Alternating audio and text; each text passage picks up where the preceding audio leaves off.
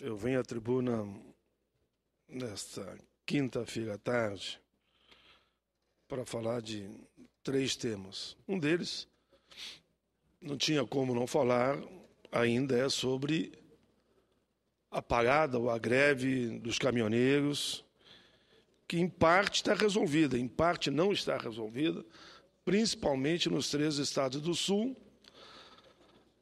Embora nas negociações houver um avanço, por exemplo, uma das exigências é que a lei do motorista que nós trabalhamos aqui e aprovamos fosse sancionada, vai ser sancionada pela presidente ainda sem nenhum veto, esta semana. Uma outra solicitação, ampliar o prazo para os pagamentos das prestações junto ao banco no financiamento dos caminhões. Vai ser ampliado o prazo também. Falei agora mesmo com o ministro Miguel Rossetto.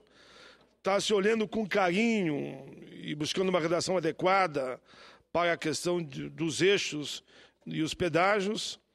A tabela de frete referência está sendo construída entre os líderes dos trabalhadores, dos empresários e do governo. E a grande questão é o diesel. O governo já assumiu responsabilidade de que não haverá aumento do diesel pelos próximos 6 meses. Ainda me pediram um outro setor dos caminhoneiros que houvesse aprovação de uma lei que garante o direito da associação e dos motoristas de ter um fundo mútuo para arcar com a despesa do setor. A senadora Cleise Hoffmann é a relatora desse projeto e nós vamos dar a rapidez necessária para que o mesmo seja aprovado com uma ampla discussão, naturalmente, com todos os envolvidos. Também a senadora Cleise me autorizou a dizer que ela está disposta a colaborar na construção de uma redação adequada para todos. O ministro Miguel Rossetto também diz que o dia 10 já está marcada outra reunião para discutir esse tema e aprofundar, inclusive, nas reivindicações do setor. O que está pegando, senador Pimentel, pelo que me parece, e recebi agora um telefonema de um líder lá de Três Cachoeiras, onde os caminhões, centenas de caminhões estão parados, eles têm uma enorme preocupação, e eu falava isso para o ministro, de que, passados 6 ou mesmo 12 meses, o aumento do diesel venha de forma, digamos, muito elevada e não seja transferido isso para os contratos que eles têm no transporte de carga. Consequentemente, ficariam também, de novo, numa situação difícil. O que eu argumentei? Poderíamos, no dia 10, que é uma reunião marcada, se suspenda o movimento agora e, no dia 10, construir uma redação, porque, na verdade, é uma ata, é um acordo entre as partes, dizendo que o aumento que tivesse o diesel, a partir desses 6, 8 ou 10 meses, seria transferido para o contrato do frete. E, consequentemente, nós sabemos quem paga. Alguém sempre me disse, né? No fundo, quem paga é a população. Porque se você tira de uma área, passa para outra e passa para quem contrata o frete, no fim, quem paga é a população. Mas haveria por aí um caminho a ser construído, que não é possível, claro, nesse momento, porque a próxima reunião é o dia 10. Eu falei com diversos líderes e faço daqui da tribuna do Senado esse apelo. Tomo essa liberdade de fazer o apelo. Não que eu os represente, ninguém os representa, já que eles falam com muita propriedade que é um movimento autônomo. Mas faço um apelo para que a gente construa esse acordo. No dia 10 teríamos uma grande reunião que visaria assegurar que, mesmo terminado o prazo em que o diesel não aumenta, se houver aumento, que se transfira para o valor final do contrato do frete. Ora, se até lá não construirmos, quem pagou, e eu já fui sindicalista há muito tempo, posso pagar de novo. Mas claro que eu vou gostar muito se houver que haja um entendimento e que não haja necessidade de uma nova parada. Falei agora com alguns líderes Não, então que venha um ministro aqui nos dizer. Eu vejo aí, meu amigo Pimentel, Vossa Excelência, temos dialogado muito, há uma dificuldade para que o ministro vá para cá, e aqui numa região. Como é que nós vamos deslocar ministro para as mais variadas centenas de regiões para assumir de lá o compromisso?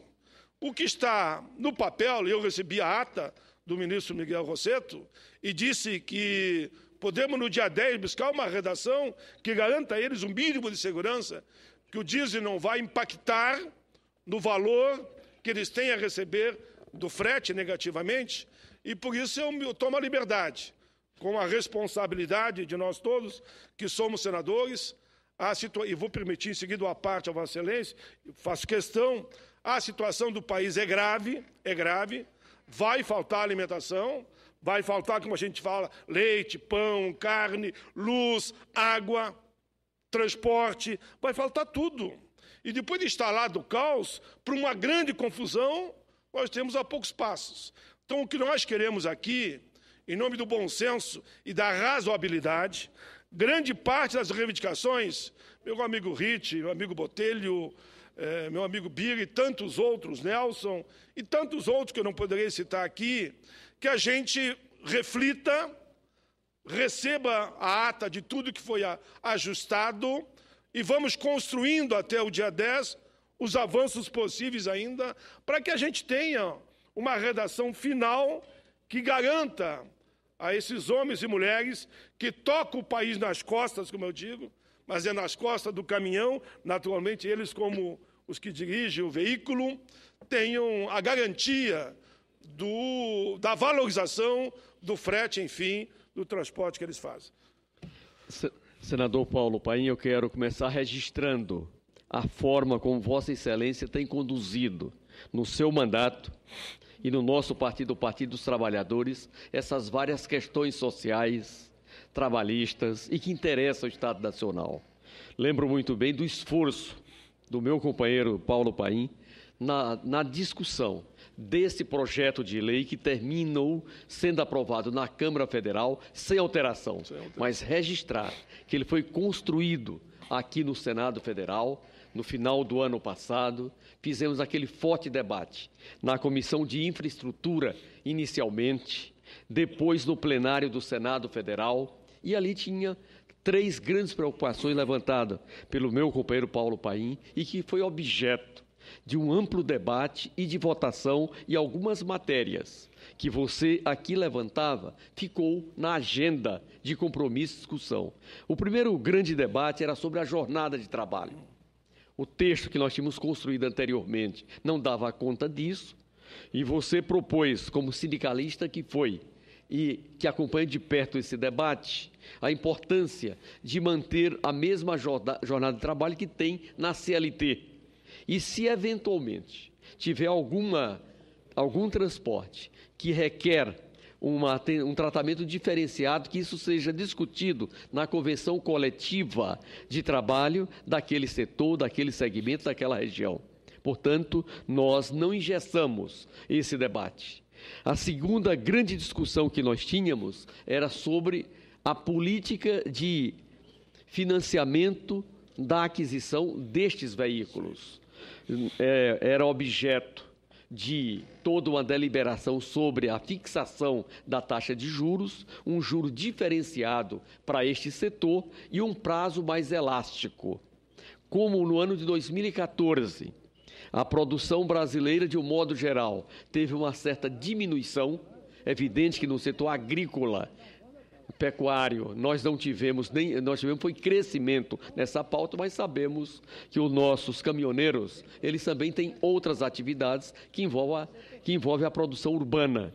E ali foi apresentado agora essa demanda e o nosso governo está assumindo um período de carência por 12 meses, exatamente para ajustar essas questões. No que diz respeito ao projeto de lei aprovado no Senado, por uma ampla maioria, foi à Câmara.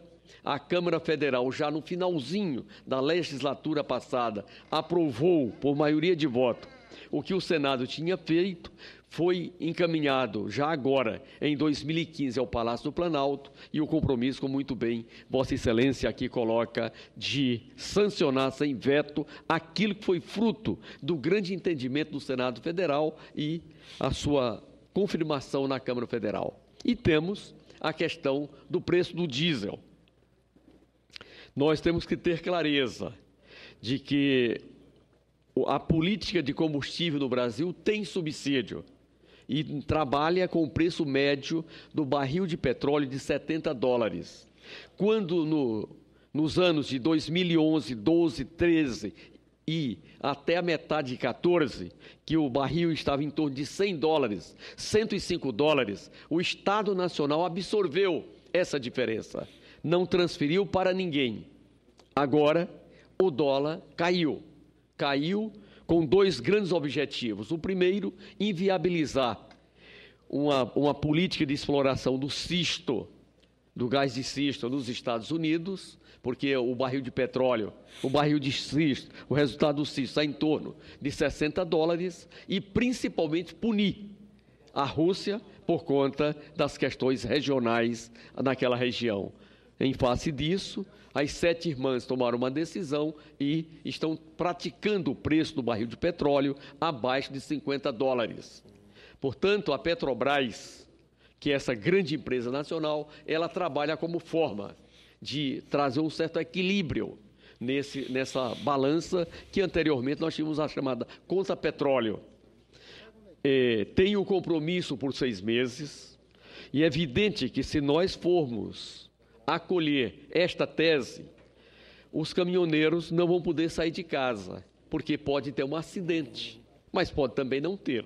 O que o nosso governo está dizendo, e muito bem, Vossa Excelência registra, é de que nós temos um compromisso, durante esses 6 meses não tem aumento, e nesse período se constrói essas políticas para que o Brasil volte a funcionar. É bom lembrar que no território nacional, todo o Nordeste já acolheu o resultado da negociação de ontem, feito sob a orientação da nossa presidenta Dilma e coordenado pelo ministro Miguel Rossetto. A região Centro-Oeste está bastante adiantado, temos alguns focos ainda no estado do Mato Grosso, mas já com um processo muito adiantado.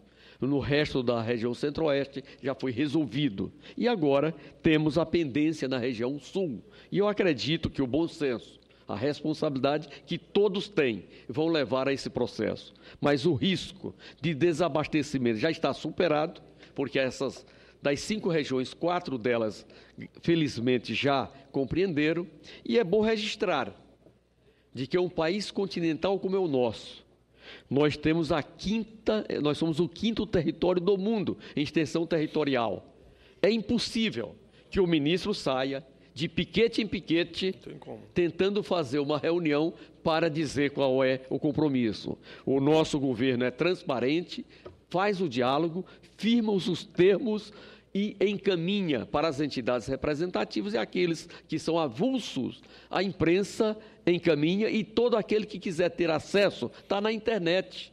E hoje, em qualquer ponto do Brasil, você pode ter acesso. Um exemplo concreto são os benefícios da Previdência Social, em que meu amigo Paulo Paim brigava com as filas da Previdência Social, e realmente era uma questão desumana. E com a tecnologia, hoje nós concedemos o benefício previdenciário, aonde os caminhoneiros são os grandes demandantes e são beneficiários, em até meia hora, em face da nova tecnologia. Portanto, eu lamento essa posição por parte dos caminhoneiros, mas não se justifica num país em que está totalmente integrado o seu sistema de internet. Por isso, quero parabenizar a Vossa Excelência, registrar que ontem o Senado Federal definiu as comissões permanentes como deliberação unânime da nossa bancada do Partido dos Trabalhadores.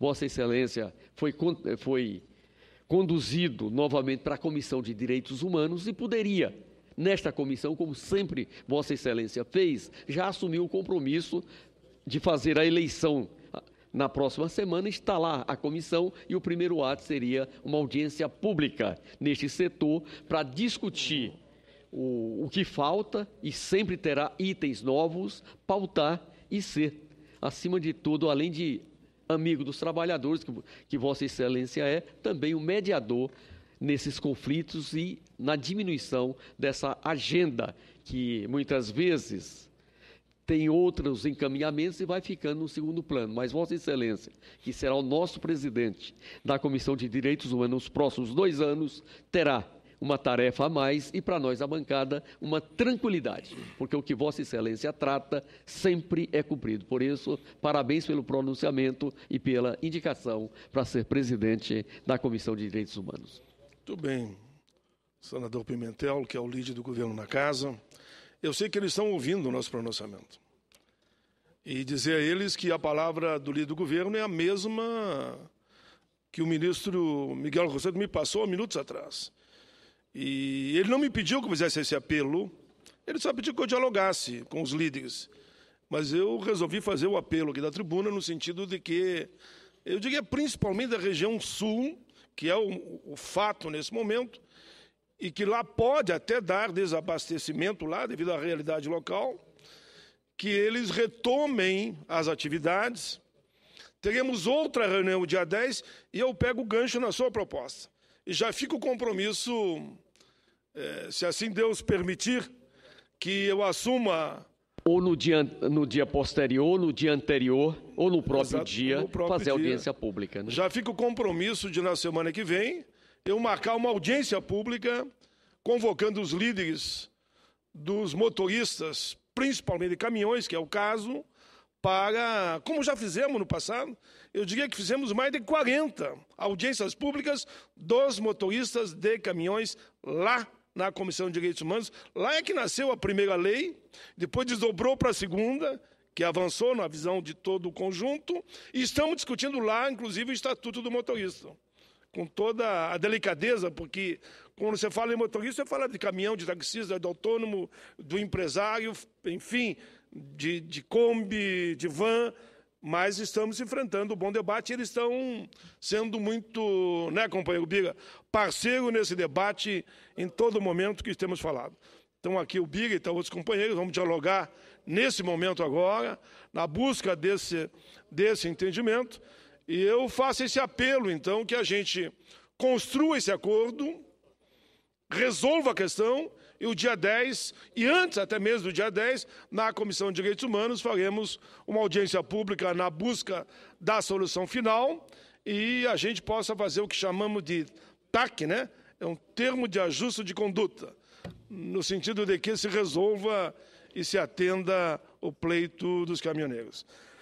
Feito o apelo, eu quero só fazer aqui 2 registros, presidente. Primeiro, dizendo que, na mesma linha que falou o líder Jorge Viana, eu quero, por escrito, aqui deixar a importância da reunião que tivemos ontem com os ministros para discutir as 2 MP, a 664, a 665, onde nós, a bancada, sob a liderança do nosso líder Humberto Costa e Vossa Excelência, como ex-ministro da Previdência, apontou caminhos que nós podemos fazer ajuste nas MP, nas 2, e que o fator previdenciário entre também na pauta.